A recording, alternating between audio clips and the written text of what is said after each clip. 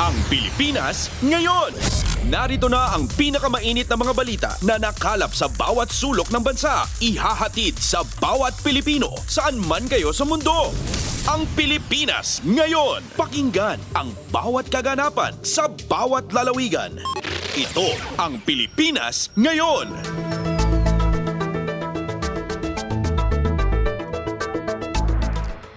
Magandang araw sa ating mga tagapakinig. Welcome po muli sa ating programang Ang Pilipinas Ngayon. Napapakinggan po ninyo saan mang bahagi ng mundo sa pamamagitan ng ating himpilang Radyo Pilipinas World Service ng Presidential Broadcast Service. Napapakinggan po tayo sa Radyo Pilipinas World Service audio streaming sa inyong mga PBS receiver app at sa Radyo Pilipinas World Service official Facebook page at YouTube account. Ito po si Bea Gaza de Guzman. Samahan po ninyo ako sa kabuuan ng ating programa ngayong araw. Kapapalooban pa rin po ng mga mahahalagang balita mula dito sa ating bansa kasama na ang mga segmentong business, sports, showbiz at ang mga ulat mula sa iba't ibang rehiyon ng Pilipinas. Antabayanan po at sasainyo na sa ilang sandali ang kabuuan ng ating programang Ang Pilipinas Ngayon. Mga kaganapan sa Kamaynilaan at mga kalapit na lalawigan dito sa Ang Pilipinas Ngayon.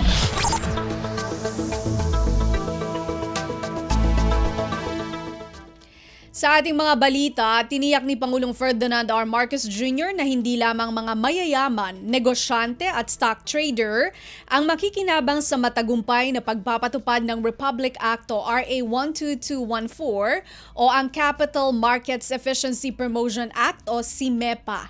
Makatutulong din aniya ito sa lahat ng Pilipinong nais magkaroon ng mas matatag na financial security. Isang mahalagang reforma ang CMEPA na maghahatid ng capital market investments sa ordinaryong Pilipino sa pamamagitan ng mas klaro, mas affordable at mas accessible na investment channels lalo na sa mga small investors. Nanawagan ng Pangulo sa lahat ng mga ahensya na siguraduhing lahat ng Pilipino ay magbebenepisyo sa CMEPA.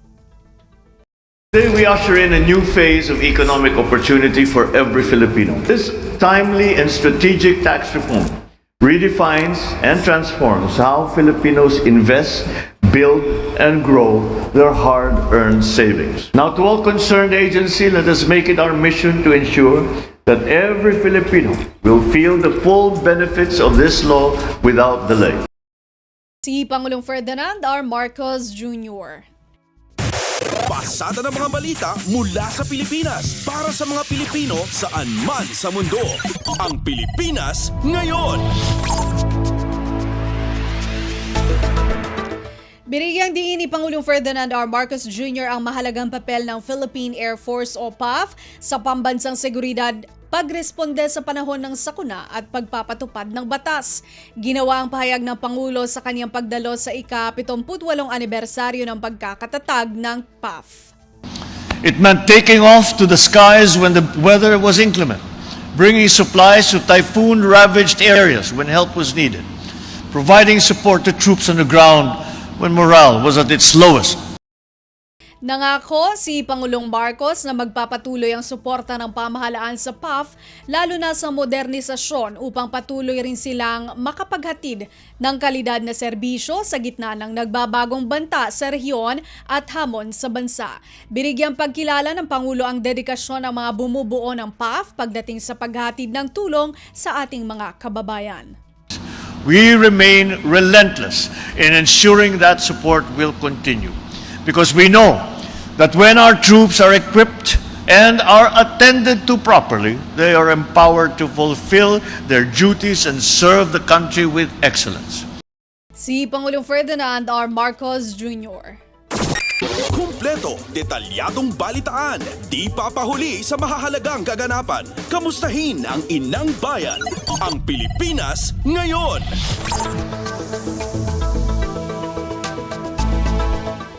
Suportado ng pamahalaan ang planong buksan sa publiko ang deliberasyon ng bicameral budget. Ito ayon sa Malacanang upang gawing mas transparent ang proseso. Itinakda ng Development Budget Coordination Committee ang 2026 national budget sa 6.793 trillion pesos. Si Presidential Communications Secretary at Palace Press Officer Attorney Claire Castro, sinabi niya na makatitiyak ang mamamayan na nais lamang ni Pangulong Ferdinand R. Marcos Jr. ang makabubuti para sa mga Pilipino at sa Pilipinas. We respect the independence of the Congress, pero kapag ka po ang pinag-usapan ay pagsasapubliko ng anumang transaksyon patungkol sa gobyerno, mas maganda po talaga na maging transparent ang bawat galaw ng taong bayan. Si Presidential Communications Secretary at Palace Press Officer Attorney Claire Castro. Pasada ng mga balita mula sa Pilipinas para sa mga Pilipino saan man sa mundo. Ang Pilipinas ngayon. Sentimiento ng taong bayan sa muling pagsapi ng Pilipinas sa Rome Statute, pakikinggan at iko-konsidera ni Pangulong Ferdinand R. Marcos Jr. Ang ulat mula kay Raquel Bayan. Tiniyak na Malacanang na pakikinggan ni Pangulong Ferdinand Marcos Jr. ang sentimiento ng publiko kaugnay sa muling pagsapi ng Pilipinas sa Rome Statute, ang tratado na nagtatag sa International Criminal Court. Kasunod ito ng inilabas na survey ng Octa Research na nagsasabing mas maraming Pilipino ang pabor na muling pagpasok ng Pilipinas sa ICC. Sa press briefing sa Malacanang, sinabi ni Communications Undersecretary Claire Castro na bagamat hindi pang muling napag-uusapan sa palasyo ang issue, bukas naman ang Pangulo sa mga saloobin ng taong bayan. Ayon pa kay Castro, mainam kung abangan na lamang sa mga susunod na araw kung ano ang magiging opisyal na posisyon ng Pangulo sa naturang usapin. Hindi pa po natin napag-uusapan yan, hindi pa po nababanggit ng Pangulo. Pero yung ganito mga sentimiento po ng ating mga kababayan ay dinidinig naman po ng ating Pangulo. So tignan na lang po natin sa mga susunod na araw kung ano po ang magiging saloobin ng Pangulo sa pag-rejoin sa ICC. Mula sa Malacanang para sa Bagong Pilipinas, Raquel Bayan, Radyo Pilipinas, Radyo Publiko. Kumpleto, detalyadong balitaan, di papahuli sa mahahalagang kaganapan. Kamustahin ang inang bayan, ang Pilipinas ngayon. Panukalang 50,000 pesos starting salary para sa mga guro muling inihain sa Kamara. Si Kathleen Forbes sa balita. Muling inihain sa Kamara ang panukalang batas na naglalayong itaas sa 50,000 pesos kada buwan ang minimum na sahod ng mga guro sa pampublikong paaralan. Sa ilalim ng House Bill 203, itinutulak ni ACT Teachers Party List Representative Antonio Tino at Kabataan Party List Representative Rene Co ang malaking aumento sa sweldo upang matugunan ang patuloy na panawagan ng mga guro para sa makatarungan at sapat na kabuhayan.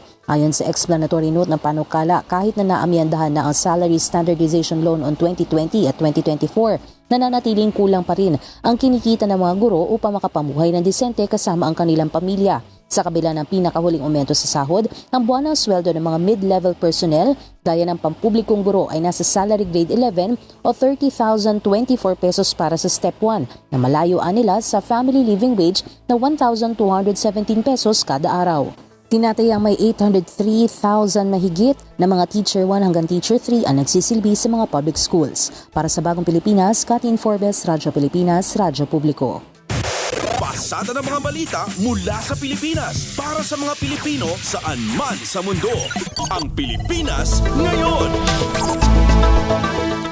Senate President Pro Tempore Jinggoy Estrada hinimok ang Department of Foreign Affairs o DFA na pagpaliwanagin si Chinese Ambassador to the Philippines Wang Shilian hinggil sa sanction ng bansang China kay dating Senador Francis Tolentino. Narito si Nympha Asuncion. Hinimok ni Senate President Pro Tempore Jinggoy Estrada ang Department of Foreign Affairs o DFA na pagpaliwanagin si Chinese Ambassador to the Philippines Wang Shilian kaugnay ng ipinatong na sanction ng China kay dating Senador Francis Tolentino. Tinutukoy dito ang pagbabawal ng China kay Tolentino na makatungkol sa mainland China, Hong Kong at Macau dahil umano sa anti-China statements at mga aksyon ng dating senador. Sa isang pahayag, nanindigan si Estrada na hindi tamang bansagang egregious conduct o karumal-dumal na aksyon ang pagsisikap ni Tolentino na ipagtanggol ang territorial claims ng Pilipinas.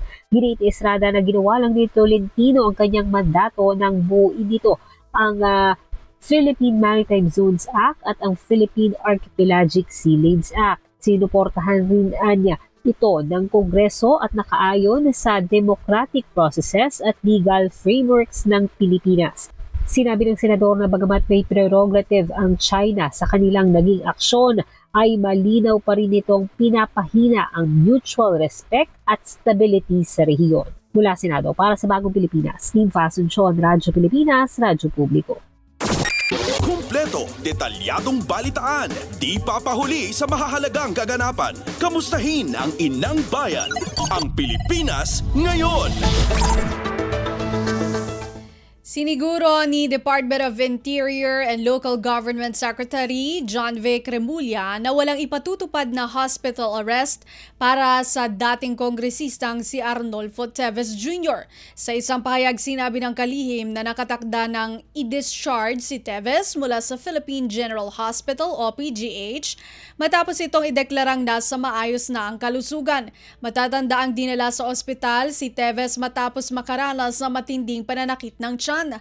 Dagdag pa ni Remulla, hindi bibigyan ng anumang special treatment si Teves sa loob ng piitan at ituturing siyang gaya ng karaniwang person deprived of liberty o PDL.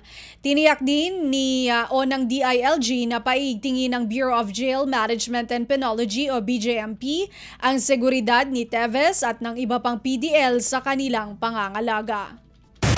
Pasada ng mga balita mula sa Pilipinas para sa mga Pilipino saan man sa mundo. Ang Pilipinas ngayon. Top banks sa bansa na nanatiling matatag sa kabila ng global trade war. Si Melanie Valdos Reyes sa report. Nananatiling matatag ang kalagayan ng top bank sa bansa sa kabila ng lumalalang pandaigdigang tensyon sa taripa at mga geopolitical na panganib ayon sa S&P Global Ratings. Sa kanilang pagsusuri, sinabi ng S&P na ang 10 pinakamalalaking bangko sa Pilipinas ay may sapat na kapital, matatag na pinagkukunan ng pondo at handang harapin ang mga panlabas na hamon dahil sa domestic economy. Ang mga bangkong ito ay humahawak ng 85% ng kabuuang asset ng bansa.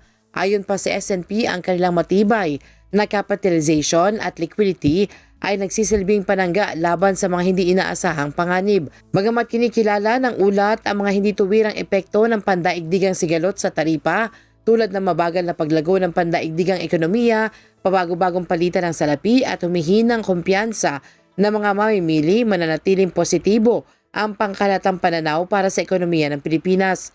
Inaasahan din ng S&P na mas mabilis ang paglago ng ekonomiya ng bansa kumpara sa ibang bansa sa rehiyon dahil sa malakas na konsumo at kontroladong antas ng inflation. Inaasahan din ang masiglang paglago ng pautang lalo na sa retail sector na sinusuportahan ang mababang antas ng kawalan ng trabaho at mataas na demand para sa consumer loans. Para sa Bagong Pilipinas, Melanie Valdos Reyes, Radyo Pilipinas, Radyo Publiko. Kumpleto, detalyadong balitaan, di papahuli sa mahahalagang kaganapan. Kamustahin ang inang bayan, ang Pilipinas ngayon. Ilang opisyal ng Makati Fire Station sinibak ni Department of the Interior and Local Government Secretary John Vic Remulla dahil sa paglabag sa fire code. Si Mary Ann Bastasa sa balita. Sinibak ni DILG Secretary John Vic Remulla ang ilang opisyal ng Makati City Fire Station matapos maaktuhang nakaharang ang kanilang mga pribadong sasakyan sa fire truck bay na malino na paglabag sa fire code. Sa isinagawang surprise inspection, personal na nakita ni Remulla ang mga sasakyan ng ilang tauhan ng istasyon na nakaparada sa lugar kung saan dapat na nakakadaan ang mga fire trucks at ambulansya. Ayon kay Remulla, ang ganitong uri ng obstruction ay maaaring magdulot ng matinding pagkaantala pagdating sa responde sa sunog at iba pang emergency. Batay sa RA 9514 o Fire Code of the Philippines, mahigpit na ipinagbabawal ang anumang sagabal sa daanan ng fire trucks at emergency response vehicles, gayon din ang paghadlang sa operasyon ng fire service. Kasunod nito ay nagpaalala ang DILG sa lahat ng fire station chiefs na ipagbawal ang pagparada sa tapat o malapit sa mga fire trucks. Mula sa DILG para sa Bagong Pilipinas, Mary Ann Bastasa, Radyo Pilipinas, Radyo Publiko. Pasada ng mga balita mula sa Pilipinas para sa mga Pilipino saan man sa mundo. Ang Pilipinas ngayon. Ilang mambabatas ang muli naghain ng panukala para kilalanin ang divorce sa Pilipinas. Mayo noong nakaraang taon nang lumusot sa Kamara ang Absolute Divorce Bill, ngunit nabinbin na sa Senado. Isa sa mga naghain ng panukalang batas para sa Absolute Divorce ay si 4Ps Party List Representative JC Abalos. Sa ilalim ng House Bill 108, kabilang sa mga grounds ng Absolute Divorce ang mga grounds na kasalukuyang ginagamit para sa legal separation at annulment. Git niya, hindi niya ito ibig sabihin na binabaliwala na ang pagiging sagrado ng kasal. Sadyang may mga toxic anya na pagsasama na dapat ay wakasan na. Inihay naman ni na ACT Teachers Party List Representative Antonio Tino at Kabataan Party List Representative Rene Co ang House Bill 210. Kaparehas lang ito ng consolidated version na ipinasa ng Kamara sa ikatlo at huling pagbasa noong 19th Congress, ngunit may mga karagdagang grounds para sa divorce. Kabilang narito ang pagkilala sa divorce decree na ipinagkaloob sa ibang bansa.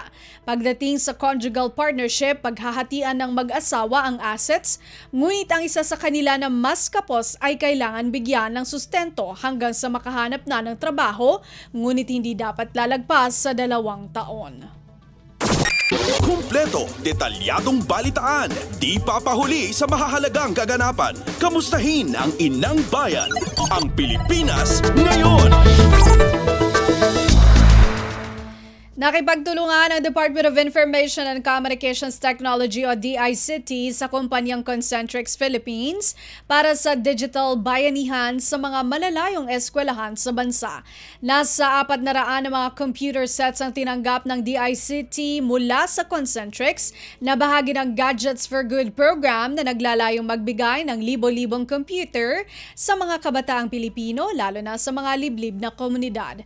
Nagpapasalamat si DICT Secretary Henry Aguda sa suporta ng CNX sa inisyatiba na tugunan ang digital gap sa bansa, alinsunod sa utos ni Pangulong Ferdinand R. Marcos Jr. na ikonekta ang lahat ng paaralan.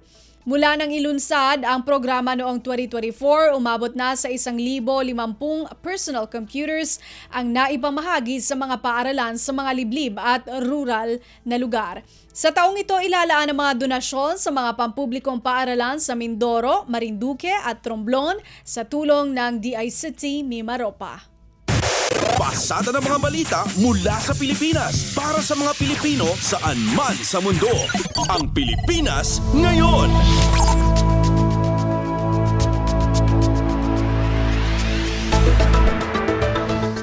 Mas pinaigting pa ng Department of Health o DOH ang kampanya kontra vape at sigarilyo sa pamamagitan ng paglulunsad ng kauna-unahang Anti-Vape at Anti-Tobacco Student Council sa Eusebio High School sa Pasig. Layunin ng council na paigtingin ang peer influence ng mga kabataan para labanan ng maling impormasyon at mapanlinlang na marketing ng tobacco at vape industry. Sa temang "Wag magpaloko sa vape at sigarilyo", bahagi ito ng health literacy campaign ng DOH para gawing vape at tobacco-free ang lahat ng paaralan sa bansa.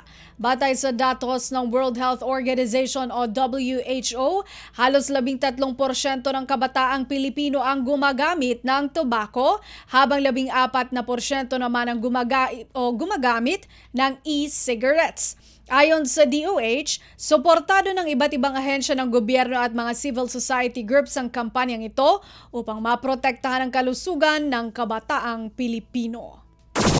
Kumpleto, detalyadong balitaan, di papahuli sa mahahalagang kaganapan. Kamustahin ang inang bayan, ang Pilipinas ngayon. Arestado ng pinagsanib puwersa ng Philippine National Police Anti-Cybercrime Group o PNP-ACG, Games and Amusement Board o GAB at ng Philippine Amusement and Gaming Corporation o PAGCOR ang nasa mahigit 70 individual na nagpapatakbo ng iligal na sugal sa Tarlac. Katuwang ng mga nabanggit sa Oplan, Bolillo, ang Securities and Exchange Commission o SEC dahil sa idinadaan online ang operasyon ng mga naturang pasahero pagpapasugalan sa bayan ng San Vicente nang walang kaukulang dokumento at permit. Nagresulta ito sa pagkakaaresto ng 74 kabilang ang 3 financier at operator, 18 admin staff, 43 head distributor, 19 na distributor at 11 ahente na nagpapatakbo ng nasabing illegal gambling operation. Nasa kustodiya na ng mga otoridad ang mga sospek at nahaharap sa kasong illegal gambling na may kaugnayan sa Cybercrime Prevention Act of 2012. Samantala, sinabi naman ni PNP ACG Acting Director Police Brigadier General Bernard Yang na patunay ito ng paninindigan ng pulisya na protektahan ang publiko laban sa panlilinlang online at sa illegal na sugal. Pasada ng mga balita mula sa Pilipinas para sa mga Pilipino saan man sa mundo. Ang Pilipinas Ngayon. Pamahalang lungsod ng Quezon magkakaloob ng libreng pagsasanay sa mga maliliit na negosyante at aspiring entrepreneurs. Mag-uulat si Manuel Francisco. Bilang paggunita ng MSME Week 2025 sa darating na July 7 to 12, magkakaloob ang Quezon City Government ng mga libreng pagsasanay para sa mga nagnenegosyo at maging sa aspiring entrepreneurs. Sa panayam ng Radyo Magazine kay QC Small Business and Cooperatives Development and Promotions Head Mona Yap, ipinagmalaki nito ng seminars, trainings at mentorship activities sa loob ng 1 linggo ay libre para sa QC entrepreneurs na malaking bahagi sa maunlad na ekonomiya ng lungsod. Pagtitiyak ng QC-LGU na patuloy silang nakasuporta sa pagpapaangat ng serbisyo ng MSMEs. Katulad lang po ng aming assistance program na pangkabuhayang QC, doon po namin ibabahagi po kung ano po or paano po makasali sa mga iba't ibang programs po namin. Kasi dito po sa Quezon City, ina-aspire po talaga namin na to become the most business-friendly city or LGU. Kaya po, we really open our doors para po sa mga gustong magnegosyo. Mula sa Radyo Magazine para sa Bagong Pilipinas, ito si Manuel Francisco. Radyo Pilipinas, Radyo Publiko. Kumpleto, detalyadong balitaan, di papahuli sa mahahalagang kaganapan. Kamustahin ang inang bayan, ang Pilipinas Ngayon. At yan ang ating nakalap na mga national news, antabayanan ng regional news. Magbabalik po ang programang Ang Pilipinas Ngayon makalipas ang ilang mga paalala. Paliwanag mo sa tao na hindi totoo yan. Dahil ang totoo, yung totoo ang dapat ninyong malaman. Nagkalat sa internet ang fake news o mali at fake news. Tinatapon niyo yung tao. What they are doing is creating panic. We say no. Yung pagkalat ng fake news. And some of it's dangerous. Sana iwasan po natin pag-spread ng fake news. At di magpapakalat ng disinformation at misinformation ang kasulukuyang administrasyon. Stop telling us fake news because you're wrong. Para sa totoo at mapagkakatiwalaang mga balita at impormasyon, Radyo Pilipinas. Garantisadong solusyon at aksyon ang handog sa iyo ng Bagong Pilipinas Presidential Action Center. Sundin lang ang mga sumusunod para makakuha ng appointment. Para sa wala pang eGov.ph app account, panoorin ang video para malaman kung paano gumawa ng account. Kung meron ng account sa eGov.ph app, mag-login dito.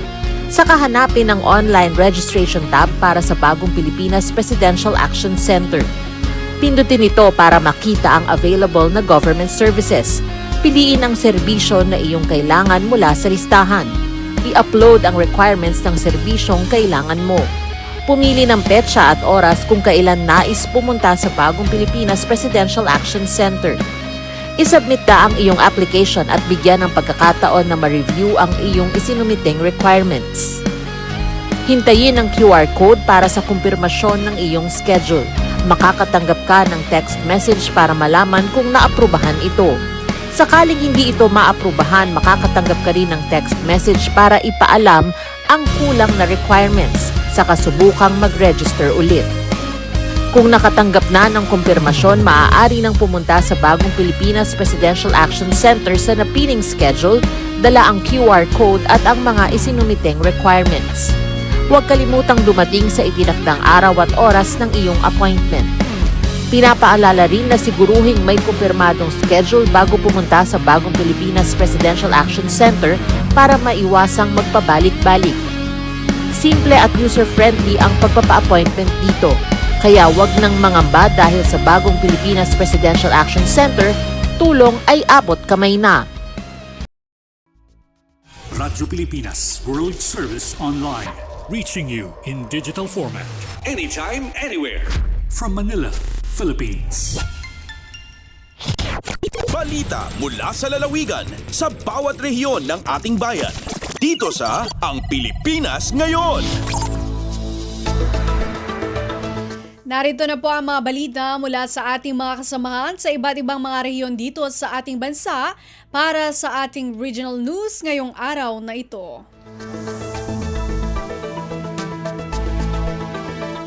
Sampung kadiwa exhibitors tampok sa pagbubukas ng buwan ng nutrisyon sa Pangasinan. Si Ricky Kasipit ng RP Dagupan sa report. Samplunan exhibitors, yanan na pudnan duruman parte ya Pangasinan so ang ipanengneng nasaray produktuda legan na agawan kadiwa katekep ya inilunsad ya nutrition month jad syudad ya San Carlos, Pangasinan.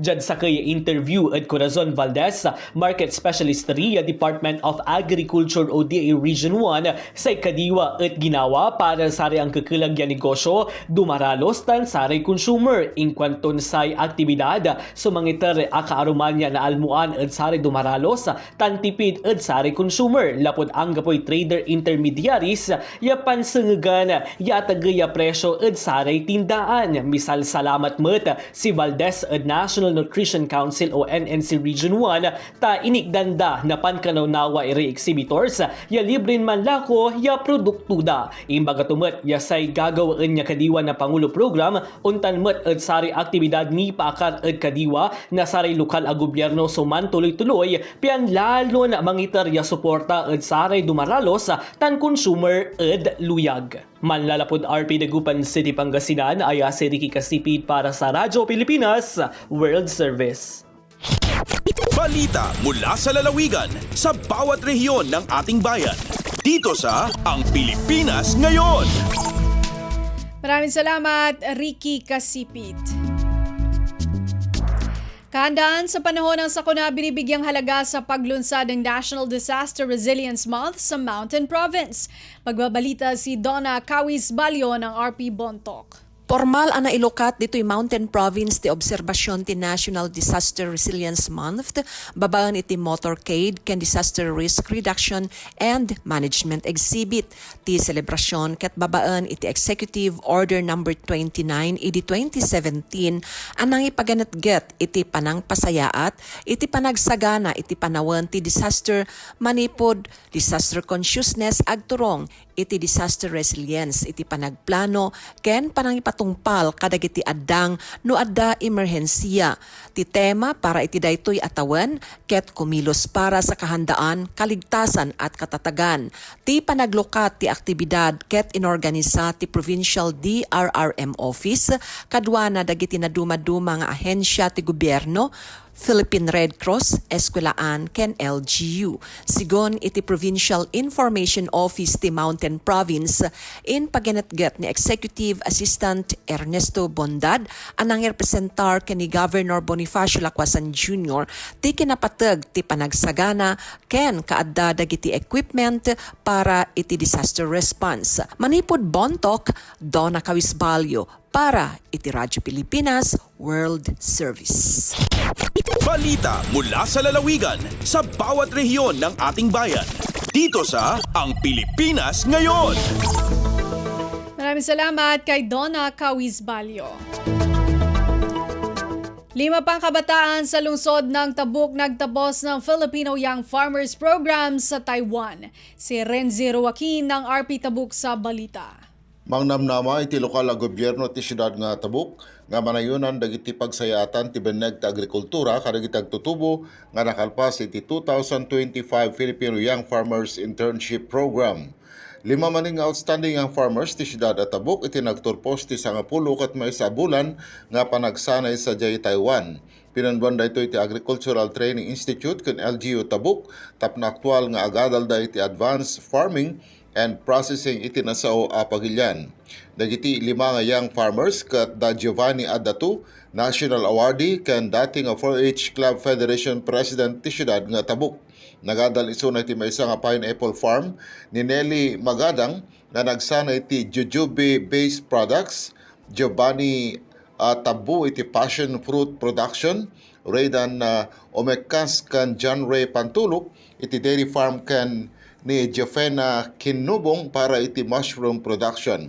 Nagkarimot dagiti naglipas iti Filipino Young Farmers Internship Program nga ibingay dagiti naadalda nang runa kadagiti palad nga agtutubo dito i syudad iti Tabuk. Manipod DCRK Tabuk City, Renzi Joaquin ang ipadpadamag para iti Radyo Pilipinas World Service. Balita mula sa lalawigan sa bawat rehiyon ng ating bayan. Dito sa Ang Pilipinas Ngayon. Maraming salamat, Renzi Joaquin. Isang agrarian reform cooperative sa Naik, Cavite itinatatago pang tumugon sa mga pangangailangan ng mga magsasaka sa bayan. Ang detalye mula kay Joshua Miguel Suarez ng RP Lucena. Itinatag ang Palanggi Agrarian Reform Cooperative sa Naik, Cavite upang magkaroon ng bayan ng isang maunlad at matatag na kooperatiba na makatutugon sa pangangailangan ng mga miyembro ayon sa consultant nito na si Ginoong Joselito Tibayan. Sa usapang agrikultura sa Radyo Pilipinas Lucena, ibinahagi ni Tibayan na layunin din ng park na maitaas ang antas ng karunungan ng mga kasapi nito upang mas mapaunlad ang kabuhayan ng mga magsasaka sa Cavite. Pagbabahagi pa ni Tibayan, 1994 na maitatag ang kanilang samahang PARBA o Palanggi Agrarian Reform Beneficiaries Association at naging ganap na kooperatiba noong July 5, 1995 na may inisyal na kapital na 21,100 pesos mula sa 34 founding members nito. Kwento pa ni Tibayan, karamihan sa kanilang mga miyembro ay benepisyaryo ng Agrarian Reform Program ng DAR, kaya naman kasama sa pangalan ng kanilang grupo ang Agrarian Reform. Bukod sa pagtulong sa mga miyembro sa mga pangailangang pansakahan, mayroon ding butika sa Barangay Program ang Park na nagbibigay access sa mga miyembro sa mga gamot sa murang halaga. Mayroon ding water refilling station ng kooperatiba sa ilalim ng Village Level Farm Enterprise Development ng DAR na nagsusupply sa komunidad ng ligtas na inuming tubig. Mula sa RP1 Lucena, ito si Joshua Miguel Suarez para sa Radyo Pilipinas World Service. Balita mula sa lalawigan sa bawat rehiyon ng ating bayan. Dito sa Ang Pilipinas Ngayon. Maraming salamat, Joshua Miguel Suarez. Kauna-unahang babaeng gobernador sa Palawan nanumpa na sa tungkulin, kalusugan at edukasyon kabilang sa kanyang 5-point agenda. Magulat si Miriam Basig ng RP Palawan. Isa rang makasaysayang at tabukas ng ngapon, June 30, 2025 sa probinsya iyang Palawan, ang pagpasumpa sa katangdanan ng kaununang gobernador nga babay sa Palawan saan ang pagkatao ay Gobernador Amy Roa Alvarez. At abudya sa City State Astores Hotel sa siyudad ng Puerto Princesa, kadanganda sa seremonya ang pagpasumpa sa katangdanan ay iba pa mga imbutong opisyales sa gobyerno ang Palawan ig mga lokal nga gobyerno ang probinsya. Si Gobernador Amy Alvarez, ang bagong imbutong magapangunay ang Palawan, ay agserbi bilang mayor ang munisipyo ang San Vicente nga ang sala imayad nga liderato labi pa dato magkabagyo ang Odette ig COVID-19 pandemic. Sinagram message ni Gobernador Amy Alvarez ay katabid sa anang pangsambit ang 5-point agenda kabilang ang pagpapabaskag sa sistemang kadayan, kayadan ang kalawasan igbang ospital sa probinsya, pagpapawayang igpakayad pa sa sektor ang edukasyon, igmatamang iba pa. Ing tawanda importansya ang bagong gobernador ang Palawan anang pagpamuno sa probinsya ay akabase sa anang pilosopiyang sa serbisyong wasto ang Palawenyo ay sigurado. Ang Lady Governor ang Palawan ay ag-attender sa inaugural session ig 45th sangguniang palalawigan niyang Palawan kapon July 1, 2025, katabid si Pinoy Workers Representative Franz Vincent Ligaspi. Alindigi sa Puerto Princesa, Palawan, si Miriam Tejada Basig, Radyo Pilipinas World Service. Balita mula sa lalawigan sa bawat rehiyon ng ating bayan. Dito sa Ang Pilipinas Ngayon. Maraming salamat, Miriam Basig. Department of Public Works and Highways o DPWH Samar, 1st District Engineering Office, nagtayo ng slope protection at catch wall sa Calbayog, Catarman Road. Narito ang report ni Suzette Pretencio ng RP Calbayog. Natapos na sa DPWH Samar 1st District Engineering Office ang slope protection ng catch wall sa Calbayog to Catarman Road o Kendo Poblacion, Calbayog City, Samar. Ginpondohan ang nasabing proyekto sa ilarom sa NGAA Fiscal Year 2024 nga nagkakantidad 48.9 million pesos. Ginkokomponer ang proyekto sa 191 linear meters nga slope protection nga may 9 meters nga kahitaas, concrete barriers nga 62 linear meters nga catch wall nga may 4 meters nga kahitaas ug nag-installar liwat sa solar LED lights. Kung mahinumduman, mahitungod sa makusog nga pag-inuran darasan bagyong Enteng sa Setyembre 2024, nagkarumpag ang slope protection sa kapareho nga lugar nga nagresulta sa pagkasarasan usa ka lane, rason nga diri na maagian san mga motorista. Ini nga natapos nga proyekto ingintindog para ma-stabilize ang hitaas nga parte san kalsada agud malikyan ang pagkarubat san istruktura ug pagkawarasan kinabuhi ngan propriedad. Tikang sa Radyo Pilipinas Calbayog, ini si Suzette Pretencio para sa Radyo Pilipinas World Service. Balita mula sa lalawigan sa bawat rehiyon ng ating bayan. Dito sa Ang Pilipinas Ngayon. Maraming salamat, Suzette Pretencio. Aquaculture and Mariculture Expansion and Invigoration Project o AMEIP inilunsad sa bayan ng Cortes, Surigao del Sur. Magulat si Raymond Samson ng RP Tantag. Formal nga gilusad sa Department of Agriculture, Bureau of Fisheries and Aquatic Resources o DA-BFAR Caraga ang Aquaculture and Mariculture Expansion and Invigoration Project o AMIP dito sa Barangay Tigaw, lungsod sa Cortes, Surigao del Sur. Among proyekto adunay kinatibuk-ang kandidat nga 4.6 million pesos o nagtumong aron paligunon ang panginabuhian o produksyon sa isda sa mga komunidad. Gisugdan ang kalihukan piniagi sa usa ka pagbindisyon sa Mariculture Park nga gisundan dayon sa formal nga programa og ceremonial nga pagpirma sa Memorandum of Agreement o MOA tali sa DA-BFAR Caraga og sa grupo sa mananagat nga nagkahiusang mananagat sa Tigaw o Namati. Ilawom sa proyekto, nadawat sa Namati ang duha ka unit sa 10 meters high density polyethylene fish cages nga kompleto sa mga input alang sa aquaculture production, lagip na mga materyales alang sa pagbuhat og kubo sa magbantay. Nasa iran nga lungsod sa Cortes, usa lang sa duha ka lugar dinhi sa rehiyon sa Caraga kundin gipatuman ang AMIP, kauban ini ang Surigao City nga dunay total nga regional investment nga 9.2 million pesos. Gikan sa Radyo Pilipinas Tandag, kini sa Raymond Aplaya, alang sa Radyo Pilipinas World Service. Balita mula sa lalawigan sa bawat rehiyon ng ating bayan. Dito sa Ang Pilipinas Ngayon. Maraming salamat kay Raymond Aplaya. Pagkalinga ng Overseas Workers Welfare Administration o OWA Sulu sa mga OFW, nagpapatuloy. Balitang hatid ni Fatma Gino ng RP Holo.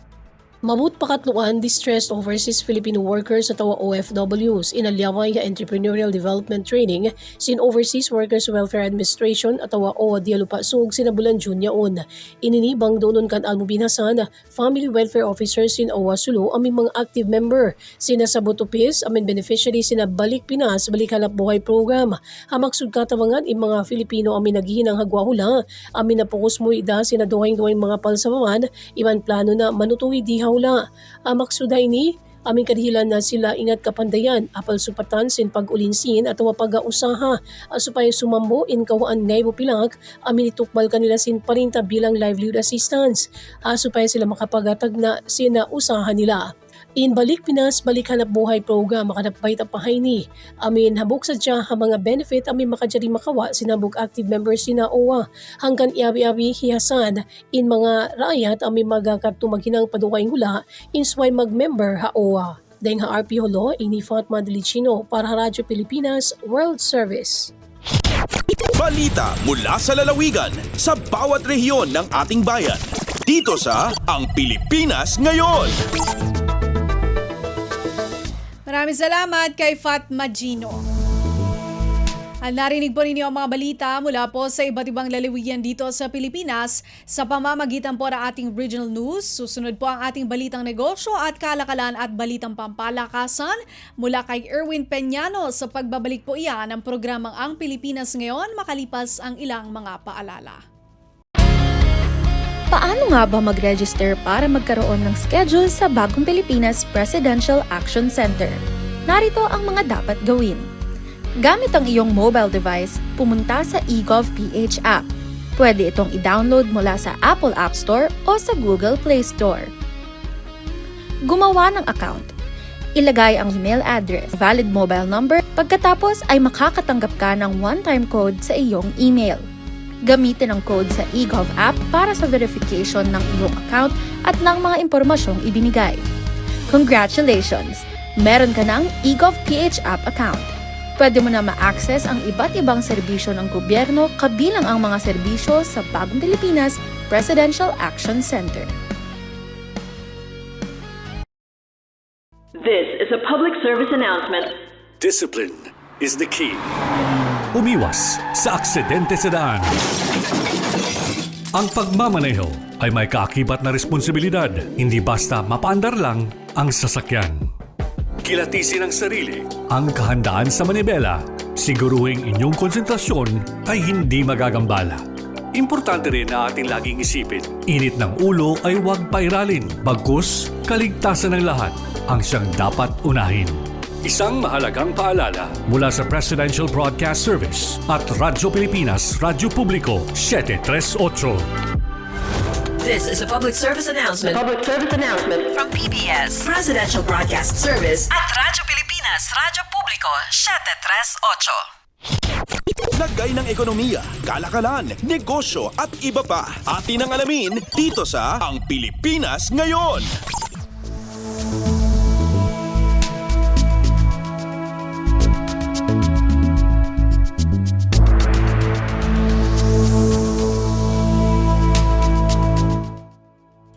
Magandang araw, narito ng mga nangungunang balita sa larangan ng pagninegosyo at kalakalan. Bahagyang nag-improve ang performance ng production sector sa Pinas nitong Hunyo. Ayon sa ulat ng S&P Global, umakyat sa 50.7% ang Purchasing Managers Index o PMI ng bansa noong nakaraang buwan, bahagyang recovery mula sa nakuha nitong 50.1% noong Mayo. Ang index na mas mataas sa 50 ay nangangahulugang expansion habang ang mas mababa rito ay nangangahulugan ng pagkalugi. Sabi ng S&P, ang pag-angat ay sumasalamin sa mas matatag ngunit modest na improvement sa lagay ng manufacturing sector sa Pilipinas. Bagaman matatag kung ihahambing sa figura noong Mayo, nananatili pa rin nila itong mas mababa sa long-run survey average. Sa isa namang komentaryo, nananatiling optimistiko si S&P Global Market Intelligence economist Mariam Baluch sa first half ng performance ng manufacturing sector at sinabing may mga natatabunan itong kalakasan gaya na lamang ng tumaas na employment. Sa kanyang pagtaya ay mananatiling moderate ang expansion ng mga order kung saan bahagyang impluwensya rito ang mga suliranin sa supply side. Anya mahalaga ang mga susunod na buwan para masukat kung makababalik ba sa growth level ang sektor ngayong taon. Kasalukuyang pinalalakas ng Administrasyong Marcos ang panghihikayat nito sa mga foreign investor na mamuhunan sa bansa sa pamamagitan ng pag-promote sa Pilipinas bilang ideal na option para sa isang smart at sustainable na manufacturing. Lagay ng ekonomiya, kalakalan, negosyo at iba pa. Atin ang alamin dito sa Ang Pilipinas Ngayon.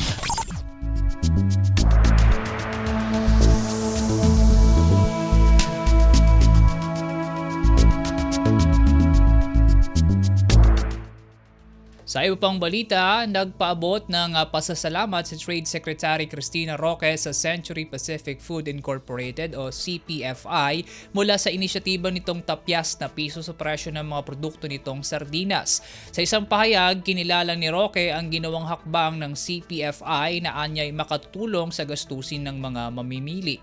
Dagdag pa nito, ang inisyatiba ay sumusuporta sa pagtutulungan ng pribadong sektor at ng Administrasyong Marcos upang matiyak na mura ang ang mga pangunahing bilihin. Martes nang ipatupad ng CPFI ang bawas pisong singil sa mga produkto nitong Ligo at 555 sardine brands na anilay kanilang tulong upang mabawasan ang pasanin ng mga consumer. Kasabay ng inisyatiba ng CPFI, nangako naman si Roque na patuloy na magmomonitor ang kanilang Fair Trade Group upang masigurong stable ang presyuhan ng basic commodities at tuloy-tuloy ang supply ng mga ito. Lagay ng ekonomiya, kalakalan, negosyo at iba pa. Atin ang alamin dito sa Ang Pilipinas Ngayon.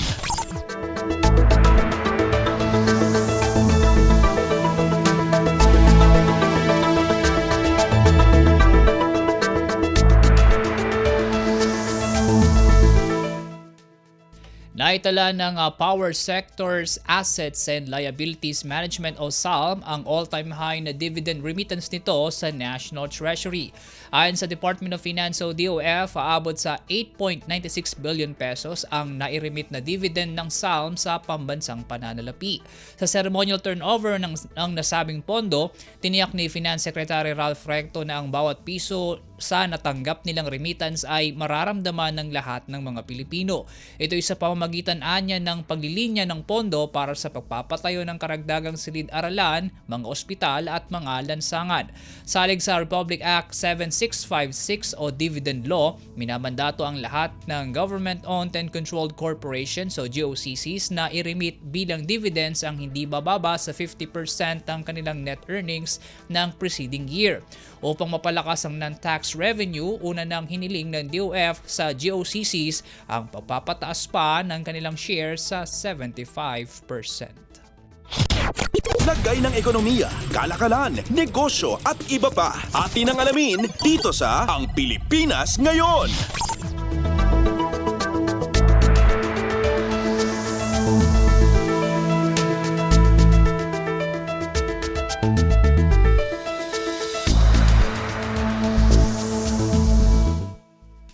Nagpaabot ng pinansyal na tulong ang Philippine Amusement and Gaming Corporation o PAGCOR sa Bureau of Immigration o BI upang mapabilis ang proseso ng deportation ng mga banyagang nagtatrabaho sa mga illegal na Philippine Offshore Gaming Operations o POGOs. Ayon sa PAGCOR, isang kasunduan ang pinirmahan nila kasama ang BI para sa pagkakaloob ng kabuang 50 million pesos na hakatiin sa dalawang tranches.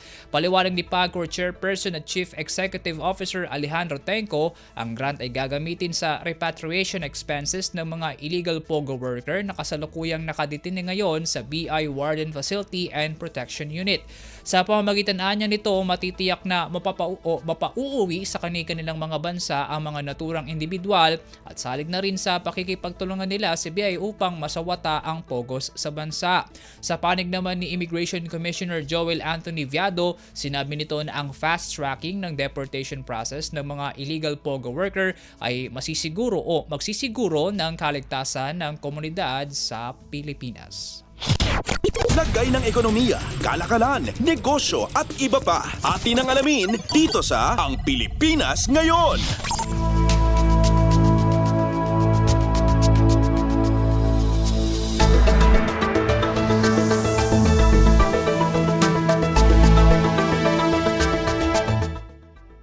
At para naman sa ating foreign exchange rates, ngayong araw, July 2, 2025, ang palitan ng piso sa United States dollars ay nasa 56 pesos and 24 centavos, 39 centavos sa Japanese yen, 44 pesos and 19 centavos sa Singaporean dollar, 04 centavos sa South Korean won, 7 pesos and 84 centavos sa Chinese yuan, 7 pesos and 16 centavos sa Hong Kong dollar, 77 pesos and 33 centavos sa United Kingdom pound, 66 pesos and 38 centavos sa palitan sa euro, 41 pesos and 21 centavos sa Canadian dollar, at 14 pesos and 99 centavos sa Saudi Arabian Riyal.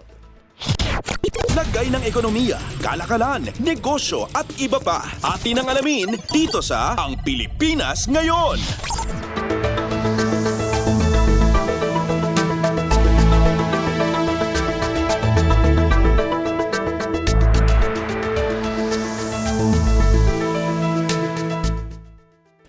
At At yan po mga maiinit na balita sa larangan ng pagninegosyo at kalakalan. Samantala, ang tabayanan ang sigwada ng mga maiinit na sports balita sa pagbabalik po ng Ang Pilipinas Ngayon maya-maya makalipas ang ilang paalala.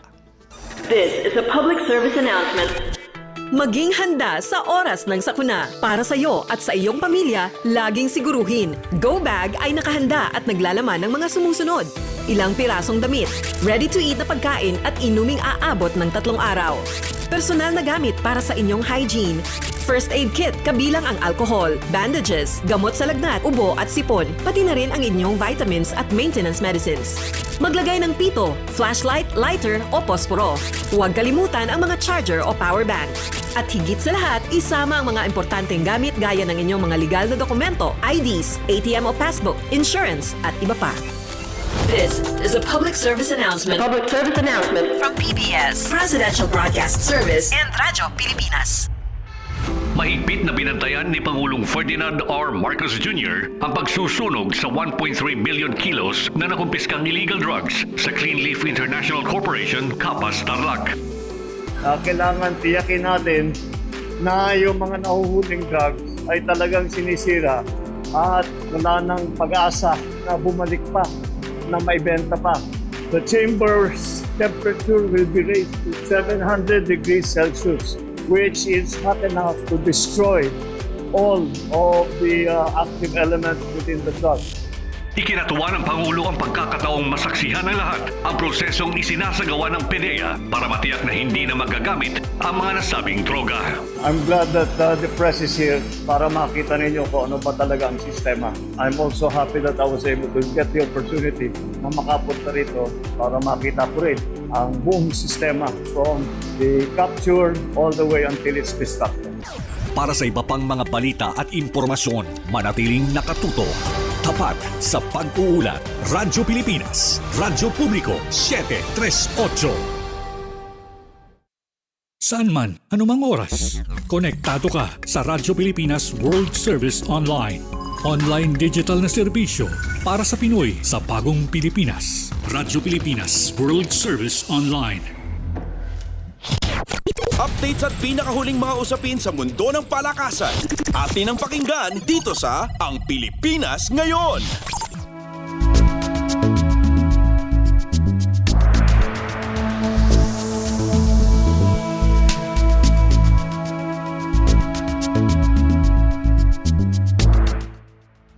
At nagbabalik po ang Pilipinas Ngayon. Para sa pasada ng mga may init na sports balita ngayong araw, unahin natin ang tennis. Nabigo si Pinay tennis player Alex Ayala na makaabante sa prestihiyosong Wimbledon sa London matapos payukuin ng defending champion na si Barbora Krejcikova sa kanilang singles match. Sa unang set ng kanilang game, unang nakapagpondo ng ungo si Ayala mula sa score na 6-3. Pagsapit ng second at third sets, dito na umariba ang world number 16 mula Czech Republic dahilan para makupo nito ang game gamit ang 2-6 at 1-6 na bentahe. Bagaman bigo, papuri naman ang natamo ni Ayala mula sa defending champion dahil sa anyay stunning performance ng Pinay tennis star sa unang set. Umaasa rin anya siya na masuhusay pa sa Ayala sa mga susunod na kompetisyon. Samantala, biguman sa maiden game niya sa singles ng Wimbledon, mayroon pang nakatakdang laro sa doubles match si Ayala kasama si Eva Lys ng Germany. Susubukan ng Philippine-German pair na talunin ang duo ni na Olga Danilovic ng Serbia at Anastasia Potapova ng Russia. Updates at pinakahuling mga usapin sa mundo ng palakasan. Atin ang pakinggan dito sa Ang Pilipinas Ngayon.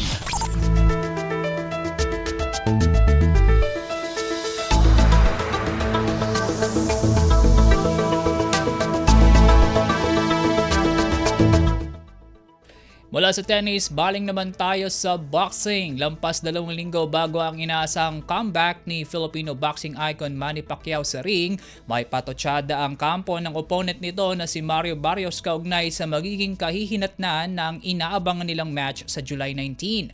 Ayon sa head trainer ni Barrios na si Bob Santos, bagaman kinikilala nila ang bagsik ng boxing legend mula sa hand speed, footwork at IQ nito mula sa mga karanasan, walaan niya itong panama sa gutom at determinasyon determinasyon ng kanyang alaga. Dagdag pa nito na tapos na ang panahon ni Pacman at ngayon naman ang panahon ni El Azteca, ang alias ng 30 anyos na si Barrios. Para naman kay Barrios, wala sa kanyang mentalidad na ang kalaban nito ay isang icon o legend bagkos ay isang fighter na tangkang mang-agaw ng titulo. Diin pa nito na bagaman nirerespeto niya si Pacquiao mula sa mga achievement nito sa boxing ring at maging sa labas ng lona, wala niyang respetuhang mangyayari kapag nagkaumpugan na ang kanilang mga kamao. Tanga ng matinding experience sa ilang taong pakipagsagupan nito sa loob ng boxing ring, susubukan ng dating 8th Division World Champion na makupo ang WBC welterweight crown na kasalukuyang tanga ni Barrios. Ang nasabing match ay unang asignatura ni Pacquiao matapos ang 4 na taong pagre-retiro sa professional career buhat sa talo nitong nakuha mula sa Cuban boxer na si Yordenis Ugas. Ang bakbakang Pacquiao-Barrios ay main event sa isasagawang boxing matches ng iba pang kilalang boxing icons sa Hulyo 19 sa MGM Grand sa Las Vegas. Updates at pinakahuling mga usapin sa mundo ng palakasan. Atin ang pakinggan dito sa Ang Pilipinas Ngayon.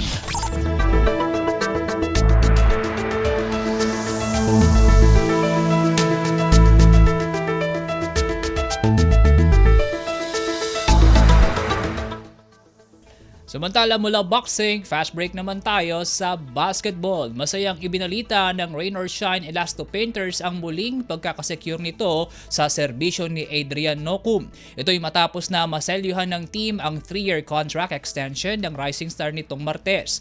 Ayon sa Rain or Shine, pumirma ng bagong kontrata sa Elasto Painters si Nocum sa harap mismo ni na Team Governor Attorney Mamerto Mondragon at Team Manager Jaire Ibanez, kasama rin ang kanyang representative na si Danny Espiritu.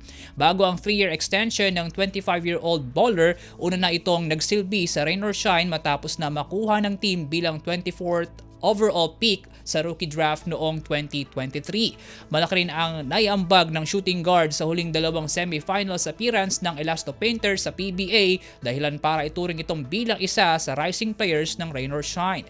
Bago ang contract extension ni Nocum, una nang napalawig ng Ross ang serbisyo ni na Anton Asistio at Leonard Santillan ng 3 taon, habang extended din hanggang 2026 ang pagsusuot ng Elasto Painters jersey ni na Andre Caraco, Jonard Clarito at Gian Mamuyak. Kasalukuyang kasagupan ng Rain or Shine sa semis ng Philippine Cup ang TNT Tropang Giga, tanga ng isang panalo sa unang 3 games ng kanilang best of 7 series.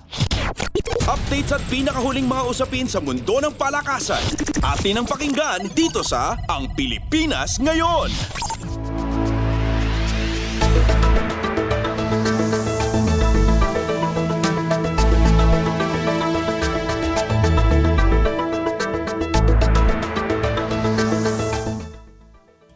Mula basketball, balikwas naman tayo sa climbing. Tatangkain ng Philippine team na makasampa sa tuktok ng tagumpay buhat sa inaasahan nitong pagsali sa ASEAN Climbing Championship sa Putrajaya, Malaysia. Binubuo ni na John Veloria, Ika Dizon, Pets Suson, Liana Mora, Iman Mora, Joe Ala, Gianna Quintela, Gerardo Acevedo, Liz Vidal, Johnny Forones at Nino Tabanaw. Susubukan ng Pinoy climbers na maungusan ang iba pang team sa Southeast Asia, partikular sa best in lead, boulder at speed disciplines. Ilang araw bago ang pag-arangkada ng kompetisyon, nagpahayag ng kumpiyansa si Pilipinas Climbing Incorporated o PCI President Alberto Agra na kaya nilang masungkit ang gintong medalya.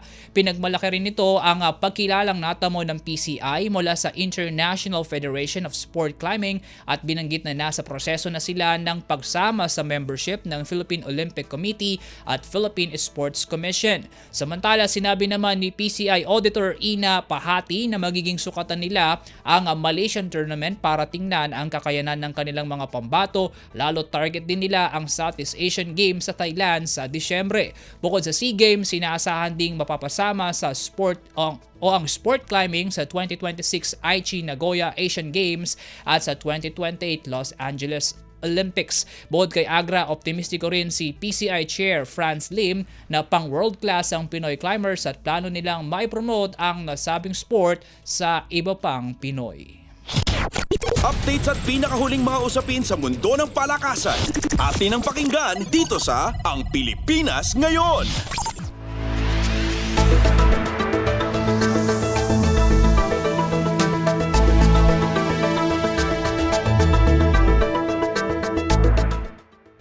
Sa iba pang balitang sports, gagawin ang lahat ng makakaya. Ito ang unang binitiwang pangako ni John Patrick Gregorio bilang bagong pinuno ng Philippine Sports Commission o PSC, ang ahensyang nangunguna sa amateur sports promotion and development sa bansa.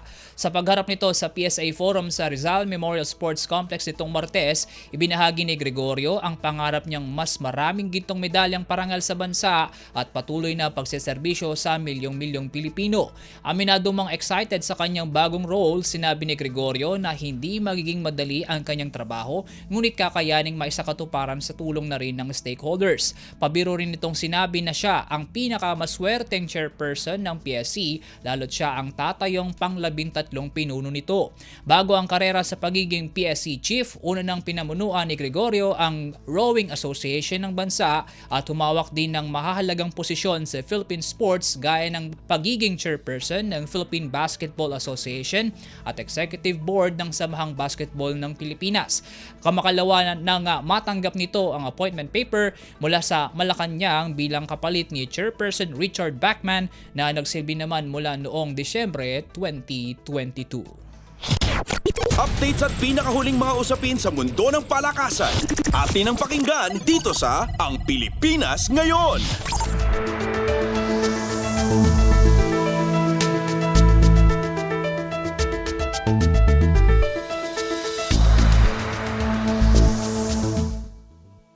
At yan po mga balitang aming nakalap sa larangan ng palakasan. Para sa Radyo Pilipinas World Service, ako po si Win Pañano.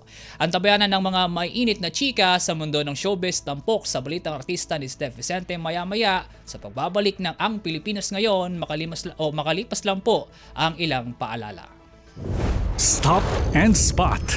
Paano tayo makasisigurong legit ang impormasyong nababasa natin sa social media? Spot the source. Hindi porke nag-viral, totoo. Kaya laging i-fact check ang impormasyong nakuha at tukuyin kung credible ba ang sources ng mga ito. Spot the purpose. Hindi lahat ng nakapost ay may mabuting hangarin. Ang iba ay may intensyong makapanira lamang. Kung sa inyong palagay ay hindi nakatutulong para sa mas nakararami ang impormasyon, huwag na itong i-share para hindi na magdulot pa ng gulo o pagkalito. Spot the ownership. Legit o edit? I-double check kung totoong nanggaling sa mga legit news providers ang impormasyon dahil baka edited lamang ito ng kung sino para magpakalat ng fake news. I-check muna ang kanilang mga official social media platforms para makasiguro. Spot the time.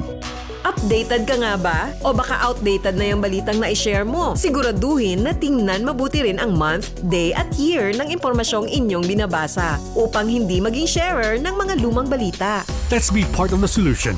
We can be warriors against disinformation and misinformation. Maging mapanuri sa lahat ng oras. A message from Presidential Communications Office, Department of Education, Commission on Higher Education, DILG, DSWD, Presidential Broadcast Service at Radyo Pilipinas.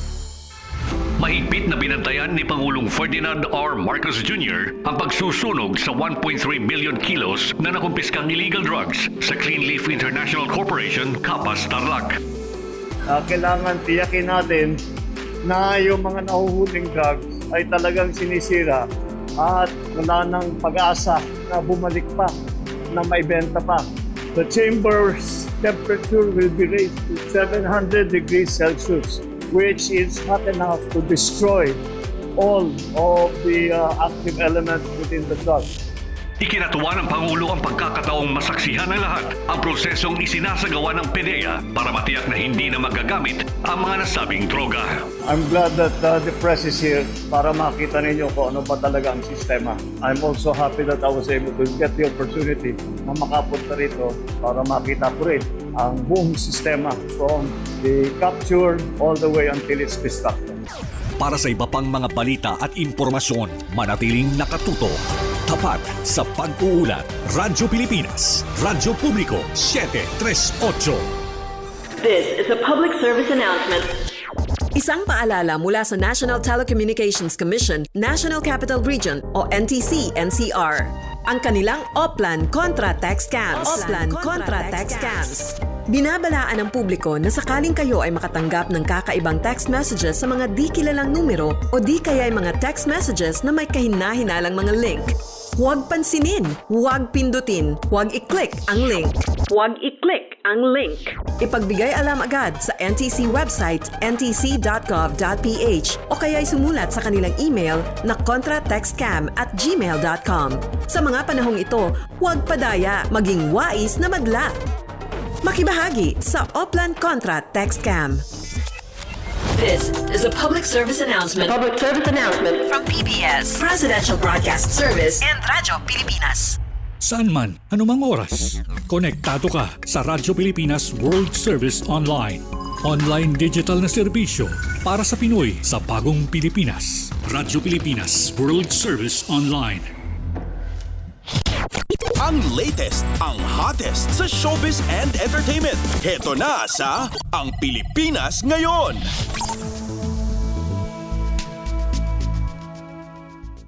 Magandang araw! Nagbabalik na po ang ating programang Ang Pilipinas Ngayon at narito na po ang segmento para sa ating mga kachismis, mga chismoso at chismosa, ang segmentong Balitang Artista. Narito muli ang inyong chikadora Steph Vicente upang hatid ang mga pinakamainit na showbiz balita para sa araw na ito. Hindi ko na patatagalin pa ang ating introduction at simulan na natin ang ratsyada ng mga chika! Ang latest, ang hottest sa showbiz and entertainment. Heto na sa Ang Pilipinas Ngayon.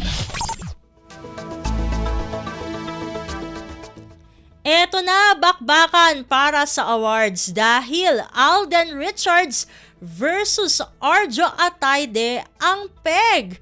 Dahil kabilang ang Asia's multimedia star na si Alden at ito ngang si Arjo na kabiyak ng puso ni Maine Mendoza na former ka-love team nitong si Alden, yung Aldab nga, sa 7 nominado bilang Best Actor sa ika-8 Eddies ng Society of Philippine Entertainment Editors o SPEED. Nominado si Alden para sa pinakamalakas na Pinoy movie sa kasaysayan, ang Hello, Love Again na pinagtambalan nila ni Catherine Bernardo. Panlaban naman ni Arjo ang MMFF 2024 entry niyang Topak. Ang 5 pang nominado ay sina Vice Ganda para sa pelikulang And the Breadwinner is, Sid Lucero para sa pelikulang Outside, Kokoy De Santos para sa Your Mother's Son, Joel Torre para sa Lolo and the Kid, at Dennis Trillo para sa Green Bones. 6 naman ang nominadong Best Actress, walang iba kundi sina Charmaine Centenera Buencamino para sa pelikulang Pushcart Tales, Mylene Dizon para sa The Hearing, Jane Oineza para sa Love Child, Sue Prado para sa Your Mother's Son, Marian Rivera para sa Balota at Judy Ann Santos para sa Espantaho. Ang latest, ang hottest sa showbiz and entertainment. Heto na sa Ang Pilipinas Ngayon. Usapang 8th Eddies pa rin, ang 6 na nominadong Best Supporting Actor naman ay sina Joros Gamboa para sa Hello, Love Again, Patrick Garcia para sa A Journey, Miggy Jimenez para sa Your Mother's Son, Ronnie Lazaro para sa The Gospel of the Beast, Ruru Madrid para sa Green Bones at Aga Mulak para sa Uninvited.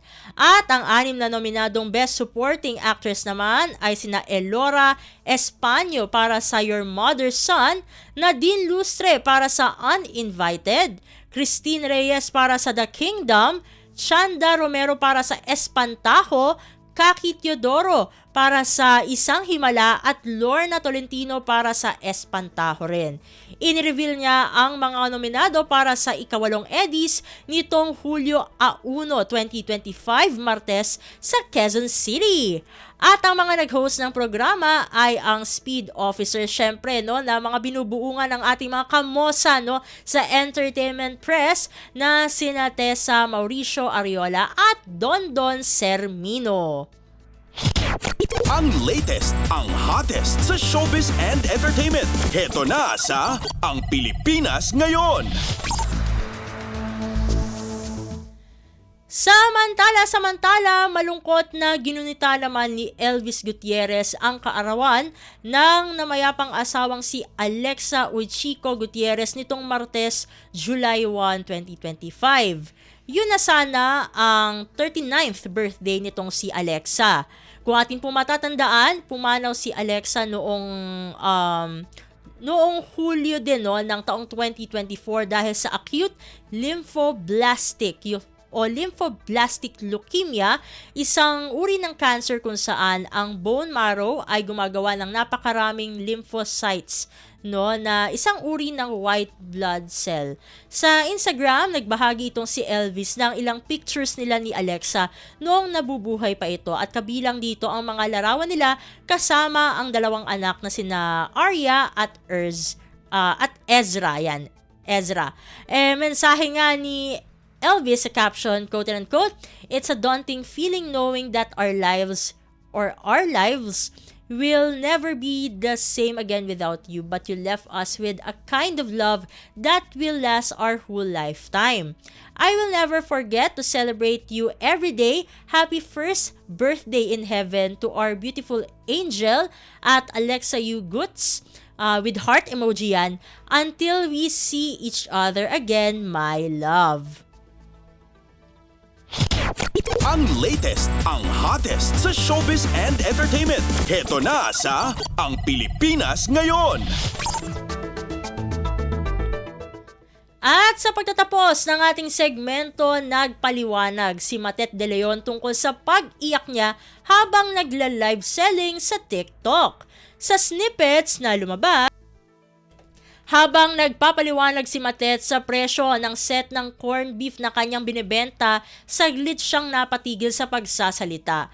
Makalipas ang ilang sandali ay napaluha ang aktres matapos mabasa ang komento ng ilang netizens. Hindi binanggit ni Matet kung ano ang nilalaman ng kanyang mga nabasang komento, pero syempre kitang-kita na na-upset siya habang patuloy na nagbebenta nga, no, ng mga produktong nasa harapan niya. Alam naman natin, usong-uso sa TikTok, no, yung live selling. Ayon sa ipinost na screenshot ng netizen, no, sa Threads, ang komento na nabasa ni Matet ay, quote and unquote, "Wala na po kayong project?" Ang isa pang komento ay tungkol naman sa namayapang ina ni Matet na si superstar Nora Honor. Syempre, may mga bashers dyan. Eto nga'y sabi ng isang basher, quote and unquote, "Suplada to, kaya iniwan ni Ate Guy." Pagsita naman ng uploader, quote and unquote, "May mga tao talaga nung nagsaboy ng kasamaan ng ugali, sinalol niya lahat. Naghahanap buhay ng maayos si Matet." Sa kanyang TikTok account, nagpaliwanag nga si Matet sa nangyari habang siya ay nagbebenta ng mga produkto. Sabi niya, quote and unquote, "Gusto ko lang ipaalam sa inyong lahat, no, yung nangyari kahapon na medyo naiyak ako sa live. Hindi ako naiyak sa live dahil nahihiya akong mag-live, okay? Kasi proud ako maging live seller ng TikTok ng mga brands na pinaniniwalaan ko, okay? Sobrang saya ko ding mag-live, okay? Na kahit may pinagdadaanan kung ano man yan, nagla-live ako, I show up okay. Nag-show up ako, humaharap ako sa inyo na maayos, nagla-live ako ng maayos, happy ako sa pagla-live, sobra." Saad pa ni Matet, quote and unquote, "Kaya ako na bad trip kahapon because of that one person na walang puso at yun nga, hindi na natin sasabihin, no, kasi syempre, no, ayan, okay. Pero, yung pagla-live sell, I love it. Kasi gusto kong mag-thank you doon sa mga taong maayos. Pagka-live, gusto kong mag-thank you sa inyo. Yung mga sumusuporta pag may live ako, lalo na yung mga suki ko. Akala nyo, hindi ko kayo nakakalimutan, no? So thank you everybody for being nice to me, pagiging maayos. Sa ngayon daw ay natuto na siyang bawasan ng pagbabasa o hindi na magbasa ng mga komento habang siya ay nagla-live selling. Sabi nga ni Matet, quote and quote, masasabi ko lang doon sa mga talagang gusto lang mamikon, no? Sa mga taong nagtatrabaho lang ng maayos at ginagawa yung gustong-gusto niya, wala. Babawasan ko na yung pagbabasa ng comments. And I will do my best para hindi masira yung trabaho kong gustong-gusto kong ginagawa ng dahil sa inyo. Again, thank you everybody sa mga sumusuporta. Salamat sa inyong lahat. Ang latest, ang hottest sa showbiz and entertainment. Heto na sa Ang Pilipinas Ngayon. Naku, konti lang ang oras natin para sa ating segmentong Balitang Artista. Maraming salamat mga kachismis para sa inyong pakikinig sa ating segmento. Ako muli, ang inyong chikadora Steph Vicente para sa Radyo Pilipinas World Service at nagbabalik na po ang ating kasamang si Bea Gaza de Guzman. Ang latest, ang hottest sa showbiz and entertainment. Heto na sa Ang Pilipinas Ngayon.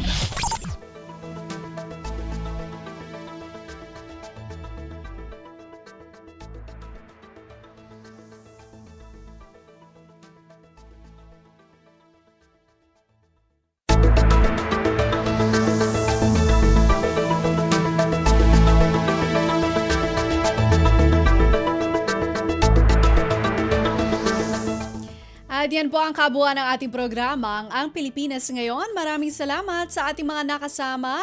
Sa technical side, kina Milo Jonella, Susan Aison, Anthony Pimentel at Hiro Lucero sa ating Wirecast. Maraming salamat din sa ating executive producer, Steph Vicente, na siya ring tagapaghatid ng ating showbiz balita sa mga nagulat mula sa iba't ibang lalawigan ng ating bansa para sa ating regional news. Kay Erwin Peñano para sa balitang business at sports. At maraming salamat din sa ating station manager, Mr. Ray Sampang. Hanggang sa susunod na edisyon ng ating programang Ang Pilipinas Ngayon, ito si Bea Gaza de Guzman. Magandang araw. At yan ang Pilipinas Ngayon. Muling samahan sa parehong oras at alamin ang pinakahuling mga kaganapan at balita saan man kayo naroon. Ang Pilipinas Ngayon.